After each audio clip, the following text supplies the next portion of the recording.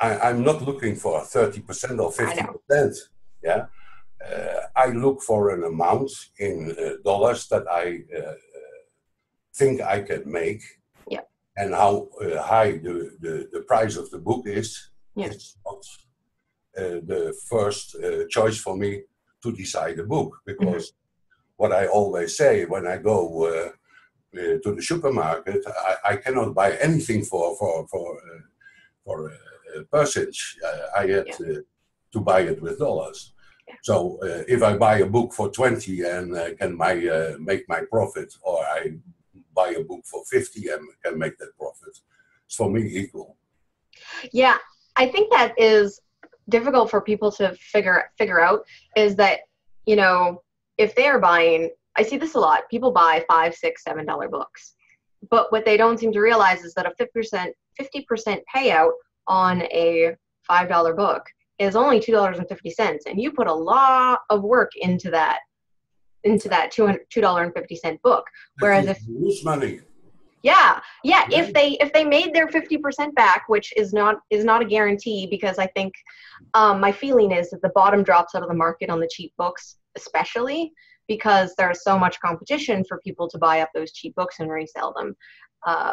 Basically, all of the people with a small amount of capital try to buy these cheap books so that they risk less money. But I think that actually raises the risk. And instead, I think that the more the unconventional way to think about it is how you do it, which is, say you want to make $10 per book, then you just go through your program, whether it's eFlip or Zen Arbitrage, and just make sure that your payout would be at least $10. And if you have to spend $50 to make $10, at least you only did that once, whereas you would have to do 4 transactions to make the same amount of money for the cheap books.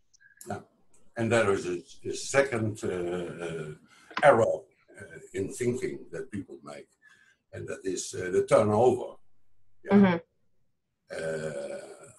I have many companies with consumer goods too, and what I learned is your margin is not the most important, but the turnover speed.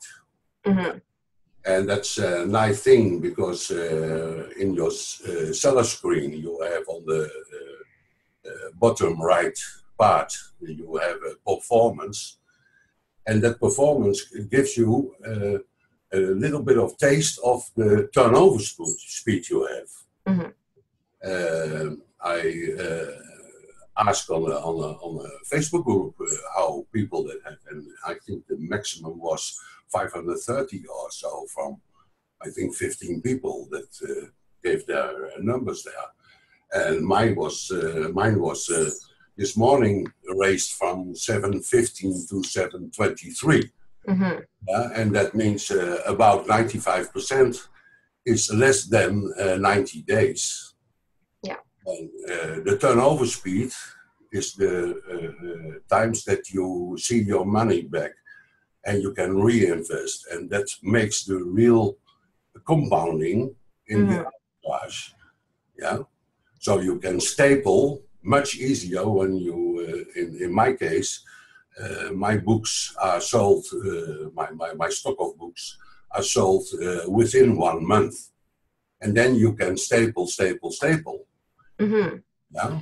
Especially, because I think a lot of people, this is what I've seen, a lot of people will send in several shipments immediately preceding the 2 textbook seasons per year, and then they will basically reprice during that textbook season for the high season, say a 3-week period, and then they will ignore their listings for the rest of the year. So even if they did extremely well during that season, they only can see a return on investment twice per year. Whereas if, even if they didn't aspire to turn over their inventory 12 times a year like you did, if they could turn it over 4 times a year, say the 2 textbook seasons, then the 2 off seasons in between, even if they repriced semi-aggressively, like once per week, they would be able to see better, not just return on investment in terms of the margin, because you're right, that'll probably go down a little bit, but they will see their money flow back to them much more quickly so that it can be reinvested. And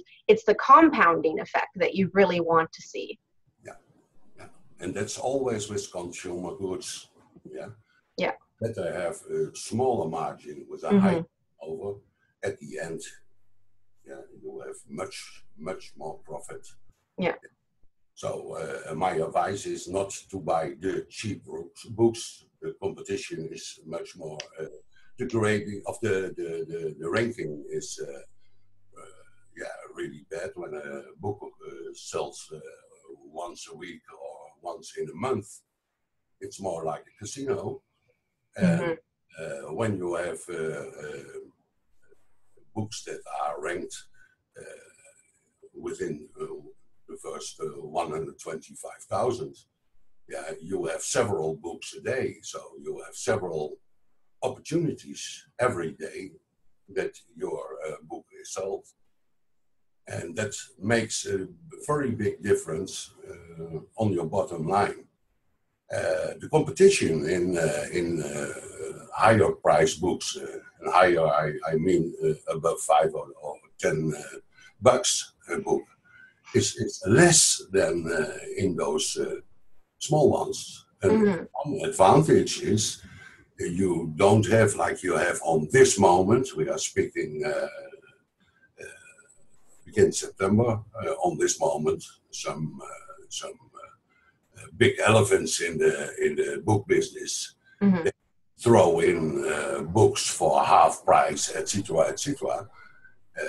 So that's a bigger setback as when you buy a book that you sell for 10. Yeah. But this goes over in a few weeks.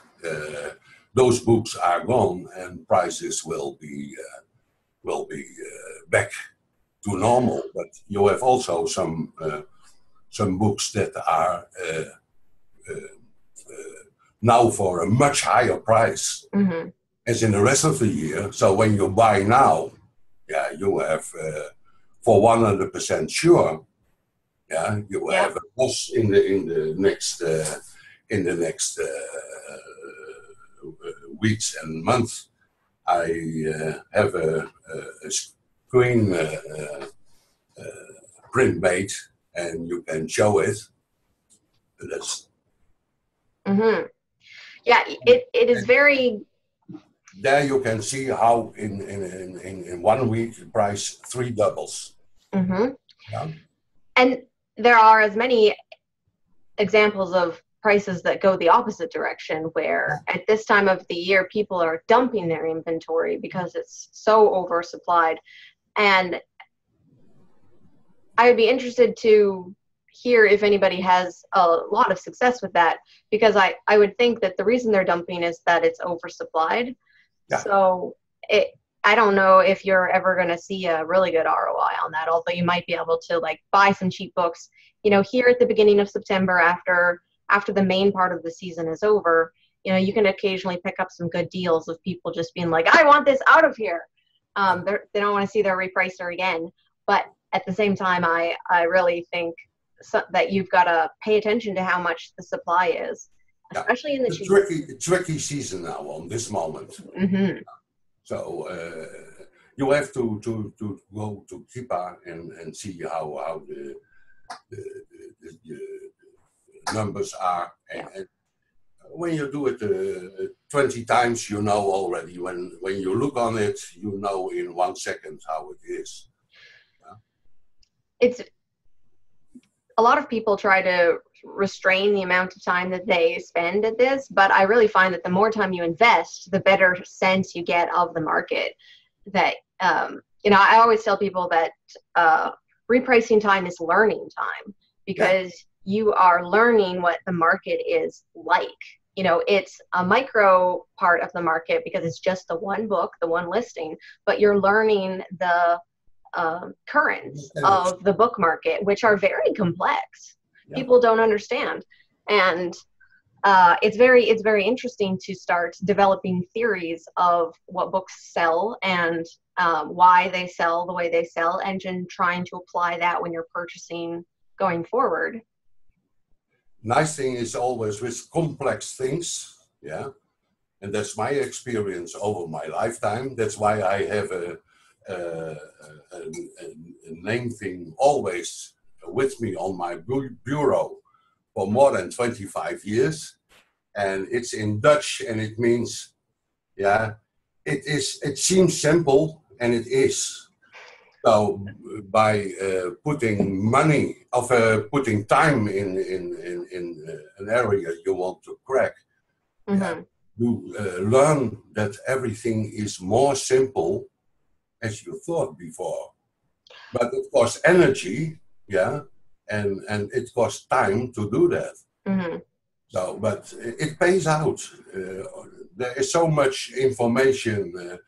I use Zen Arbitrage as my software, and I think he will, what he has, hundreds of videos about every aspect. You don't need to learn them all before you start, but yeah, go and inform yourself, because when you go for any job, you also have to put some energy in it before you start. And I hear many times from people, "Oh, I saw it and I started buying books, and now they don't sell." Yeah, okay. Yeah. You know, one thing I wanted to bring up about that, and I think I can safely say, because I don't think anybody's ever going to make any money about on this, but recently there's been a rash of books like the early Michael Crichton, like Jurassic Park, and one of the early John Grishams, I forget which one, but these are novels that are almost 30 years old at this point, and they must have been one on Zen Arbitrage. There must have been like one low priced book and one like high FBA price that suddenly made it very attractive to inexperienced buyers, because I have seen a ton of these old novels that I mean, those books have sold millions upon millions of copies. I refuse to believe that they are actually worth anything, and I think that they probably sell relatively slowly because they're novels. Old novels don't sell very regularly. And so what I think is happening is you get that kind of false positive where all of the other people who are buying these books to resell are causing Keepa to spike. Yeah.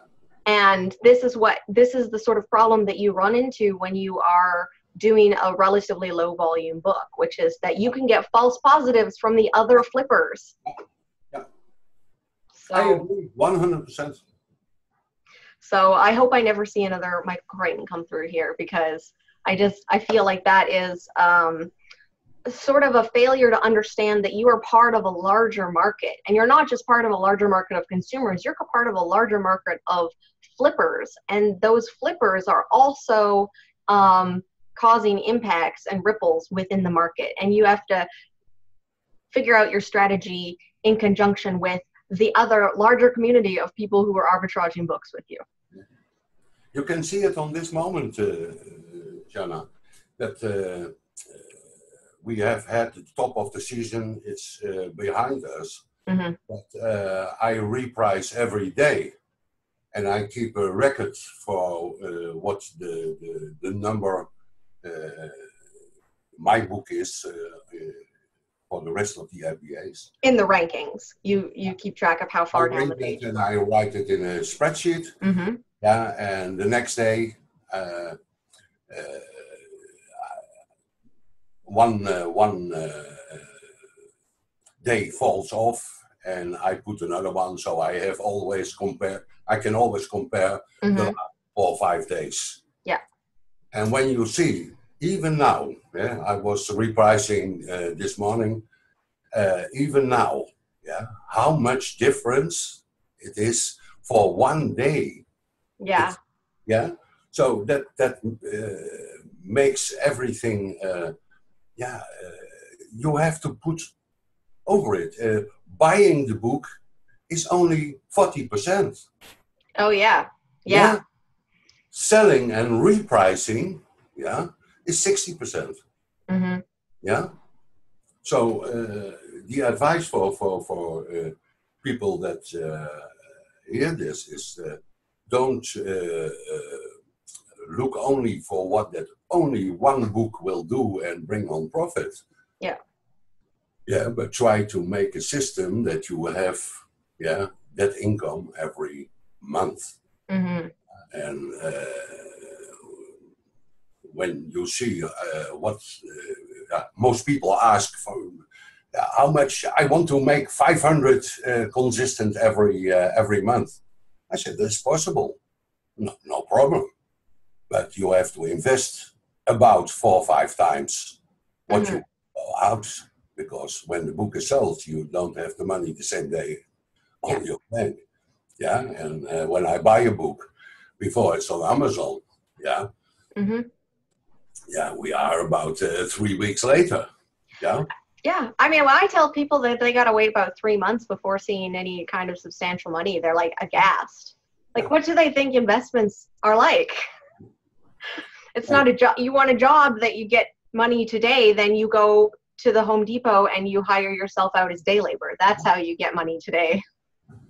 Yeah. And I think that most people think it is okay when I have them on Amazon, they will sell on one given time. No, it's changing every minute. And for those people that not already know, textbook book season is 12 months or 11 and a half months a year. Yeah, only half December. Yeah, people think for the turkey, etc., but not for textbooks. Yeah, but in that season, for 11 and a half months, there is some top times. Mm-hmm. And I sold in May, during a 30-day period, almost the same as I did now in the top of the season 2 weeks ago. Yes, and in the United States, May is when everybody is graduating for the most part. So you can see that there are still kids in school. Yeah, but it is not that you say, okay, we have only 4 times and you have to buy the rest of the. No, your turnover speed is different, and you could see all the time in your books. Yeah, with the books in Seller Central, you see you sold the book before. And you sold it for double price as you can sell it now. Mm-hmm. But also the other way around. Yeah, you sold the book 2 months ago for half price. You can do now. Mm-hmm. So it's a dynamic surrounding. Yeah, with selling arbitrage books, but it's doable. But don't overestimate yourself and say, okay, when I buy 200 books and next month another 200 books, then the money must come in. Yes. Only taxes are automatically, but the rest you have to work for. I think that's the other thing that people try to do is if they think, oh, this is going to take a lot of time, well, I'll just hire this. There's only a certain type of person who does this, so it's not numerically very strong, but there are definitely people who are like, well, I don't have time to do this. I'll hire an assistant and they will buy my books for me and they will list my books for me and they will price my books for me. And I'm like, at which point did you learn how to sell books? Like, I think people need to take the time. They've got to invest their first, I like to say, at least 2 book sale seasons. Mm-hmm. Before you can start thinking about getting a VA for, I would say repricing is probably the easiest place to replace yourself, but potentially you could have someone buying books for you if you think you really know how to tell people to buy books, because a lot of the information is very subtle. It relies on your experience and your sense of what the market is doing, and you can't hire for that. So, one thing that impresses me about you is that you have put in the work yourself, like personally, and basically made these great strides personally instead of thinking how quickly can I dump this off on an assistant? Yeah, I can only dump to an assistant, yeah, when I know all the ins and outs. Exactly. Yeah. So when the assistant could understand it in 3 words, they will do it by themselves and not be an assistant for exactly an hour. Yeah. So when you want, it's the same as a company. You start up a company. For instance, I had wholesale companies, but also internet in '93. And then people say, "Oh, you know everything about it." Yeah, because I put all the work in it to understand how the system works. Yeah. How the wire in a market is. Yeah. And yeah, printing company, what you have to learn there. Yeah. Oh, many things. Yeah. Many things.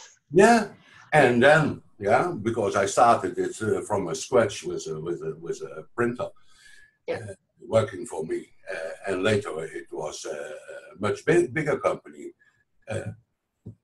I knew already how it all works, but I didn't do it by myself. The hosting companies that we were a few years the biggest one hosting here in Holland, I knew the internet. Yeah, I understand it.